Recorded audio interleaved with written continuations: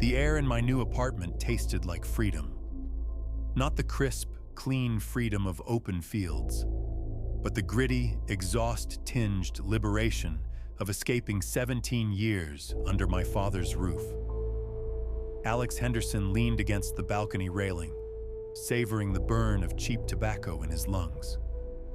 Below him, the suburban Ohio complex sprawled under the streetlights, a concrete labyrinth of identical 12-story buildings they called Maplewood Heights. His building, number 14, curved like a giant gray arm around a desolate courtyard. To the left, a sea of garages and the low hum of distant factories. To the right, a strip of scraggly woods separating them from a 4-lane highway. It wasn't much, this one-bedroom box on the 8th floor, but it was his. Paid for by the retired Army colonel he called father, yes, but his. The price? Perfect grades, zero social life, and the constant, invisible leash of expectation. College was his ticket out. Getting into the state university's liberal arts program felt like dodging a bullet. The alternative, the rigid, suffocating structure of military life his father would have pushed, was unthinkable. Here, amidst the buzzing fluorescence of lecture halls and the quiet sterility of his apartment, Alex breathed. He planned meticulously. Find freelance editing work. Save every cent. Sever the financial cord. Independence was the oxygen he'd been denied. That first unsettling night started ordinarily enough. Alex stood on his narrow balcony around midnight, replaying a lecture on Gothic literature, the cool September air brushing his face. He glanced idly across the courtyard at the illuminated windows of his own building and froze. In every lit window, a person stood, perfectly still, facing outward into the dark courtyard, not leaning, not moving, just standing sentinel. A man in a bathrobe, a woman holding a mug, a teenager silhouetted against a bedroom light. Dozens of them, scattered across the facade, like mannequins arranged in a disturbing display. He checked his watch. 12:25 a.m. The complex was unnaturally quiet. No distant traffic, no TVs blaring through walls, no arguing couples, just the low thrum of the building's own silence. Then, as abruptly as they'd appeared, they vanished. Lights clicked off, figures retreated. The normal nighttime murmur of the building, a flushing toilet, a muffled cough, resumed seconds later. Alex dismissed it. A weird coincidence, a power flicker maybe. He went inside, locking the balcony door behind him. 2 nights later, beer in hand, he witnessed it again. Exactly at 12:34 a.m., figures materialized at the windows. This time he fumbled his phone, the cheap camera capturing only blurry smudges of light against darkness. The synchronicity was chilling. 50 seconds of absolute stillness, then release. On the third night, prepared and trembling slightly, Alex timed it perfectly. 12:15 a.m., like clockwork, the watchers appeared. He noticed something new, the building's constant background symphony, the thump of bass from apartment 9B, Mrs. Henderson's nightly piano practice next door. The distant clatter of dishes ceased entirely the moment the figures took their posts. It resumed the instant they retreated. This wasn't coincidence. It was ritual. A cold dread began to pool in Alex's stomach. These weren't just strangers. One of them was Mrs. Henderson. He'd met her his second day taking out the trash. A perfectly ordinary woman in her late 40s, friendly with a quick laugh. She lived with her husband and teenage daughter. They'd joked about thin walls, and he'd promised not to host raucous parties. Had she been standing at her window too? The thought of her pleasant face frozen in that vacant stare was profoundly unsettling. Driven by a mix of terror and morbid curiosity, Alex ventured into the courtyard the next few nights. He needed to see what held their gaze. By day, the courtyard pulsed with mundane life. Kids shrieking on the rusty playground, old men playing chess at a splintered picnic table, teenagers kicking a soccer ball in the cracked concrete field. But after midnight, it was a void. Empty swings creaked in the breeze. The single buzzing security light near the dumpsters cast long, distorted shadows. Nothing moved. Nothing warranted such intense scrutiny. Nothing except him. One night, braced against the chill, Alex scanned the dark windows. On the second floor, an apartment devoid of curtains offered a clear view. A woman and a small girl stood pressed against the glass. Their eyes, wide and unblinking, locked directly onto him. Their lips moved in perfect, silent unison, forming soundless words. The sheer intensity of their focus, the utter vacancy behind their eyes, hit him like a physical blow. Panic surged. He stumbled backward, the gravel crunching loudly in the silence, and fled back to the perceived safety of the 8th floor. The next night, he positioned himself across the service road, smoking nervously under a flickering street lamp. He watched the dark bulk of Building 14. Midnight approached. His heart hammered against his ribs. 12:15 a.m. And then, movement. Not just in the lit windows, in every window. Dark panes, previously empty, now held figures, hundreds of them. Men, women, children, standing shoulder to shoulder in the blackness, faces pale smudges against the deeper dark.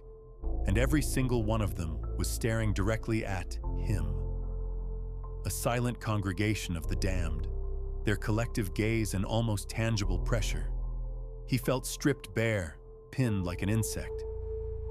For 30 agonizing seconds, the world stopped. No breath of wind, no distant car, just the deafening silence and the weight of 1,000 empty eyes. Then, as one, they receded into the depths of their apartments. The night sounds rushed back, a dog barking blocks away, the groan of a truck shifting gears on the highway.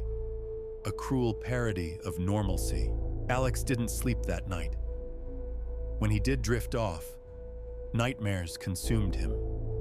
Endless, identical corridors, the whispers of the silent watchers echoing off concrete, doors that led only to more doors, while unseen figures shuffled just out of sight.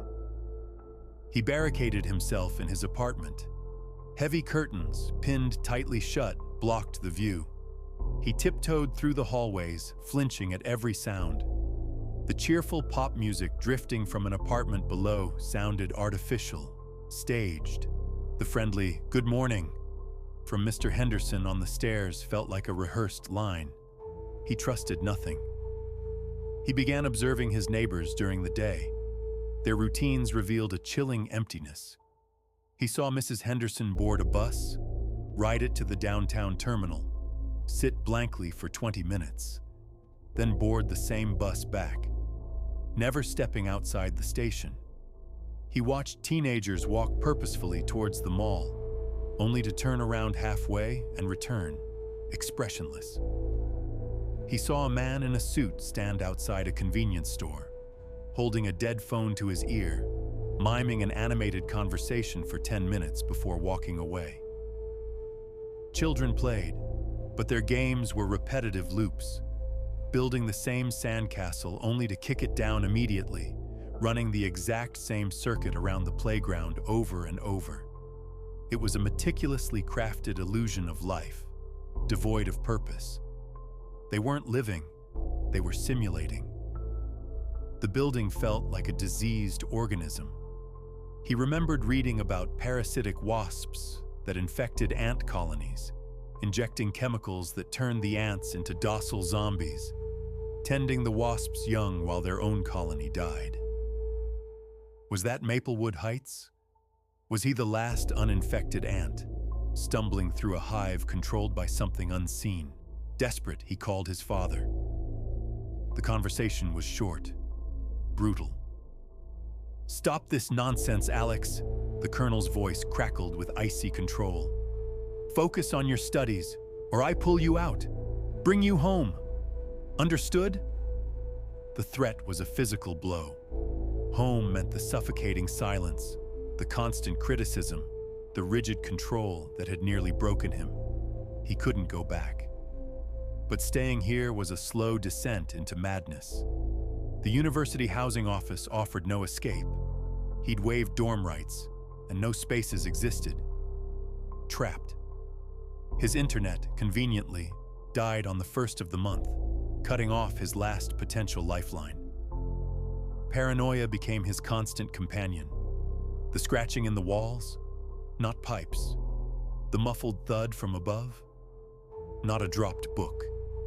They were signals. They were watching, even now. The breaking point came after a late night at the university library. Exhaustion and a crushing sense of hopelessness hung on him like a lead cloak as he trudged down the silent 8th-floor hallway. He paused outside the Hendersons' door. The cheap brass doorknob seemed to gleam in the dim emergency lighting. Why? He didn't know. A reckless impulse born of despair and a desperate need to shatter the illusion. He grasped the cold metal. It turned easily, unlocked. He pushed the door open. The sight in the living room froze the blood in his veins.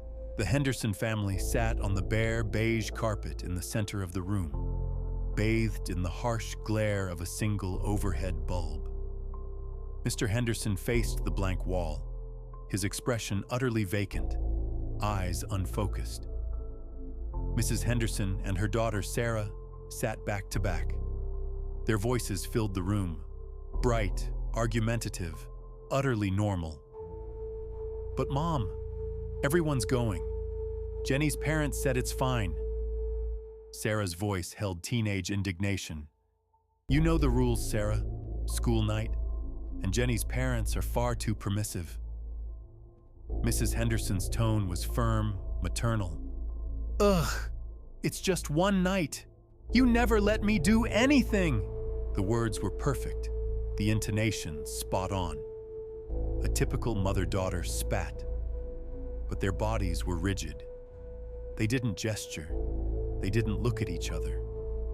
Their faces, turned towards opposite walls, were smooth masks, devoid of any emotion.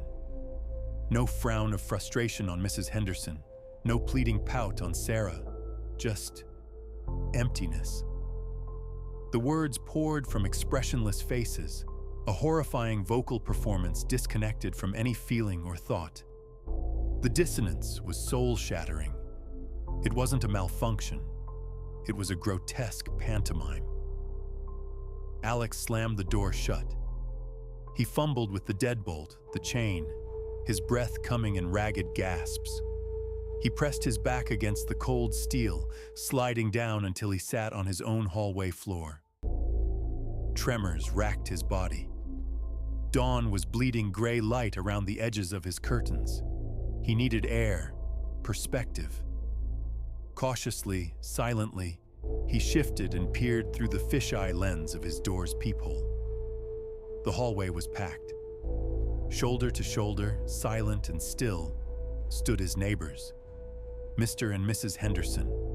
Sarah, the elderly man from 8C, the young couple from 8F. Dozens of faces he recognized from elevators and mailrooms. They filled the corridor from wall to wall, a silent, staring mob. Not a whisper, not a shuffle. Their eyes, wide and unblinking, were fixed directly on his door, on him. Behind them, through the hallway window at the far end, he could see the gray facade of Building 14. In every window, light or dark, figures stood, watching, waiting. A choked sob escaped Alex. He scrambled away from the door, pressing himself into the corner of his tiny foyer. The silence from the hall was louder than any scream. He remembered the phone call. His father was coming, 8 hours by car, discipline, order, bringing him back to the other kind of prison. The thought had once been unbearable. Now, staring at the silent, waiting figures visible through the distorted lens, a new, icy terror took root. When his father arrived, would he even recognize the son he expected? Or would Alex open the door to a respectful, vacant-eyed stranger parroting apologies? Would the colonel see the neighbors as such lovely people while they stood there, silently watching him too? The freedom he'd tasted was ashes. The apartment wasn't a sanctuary. It was the heart of the hive. He'd made a catastrophic mistake. He should have run when he first saw the watchers in the windows. Now, the only way out might be through the silent crowd, and he knew, with bone-deep certainty, he wouldn't reach the stairs. The air in his apartment no longer tasted like freedom. It tasted like concrete dust and the slow, inevitable creep of something profoundly wrong. Outside his door, the Maplewood Heights hive held its breath.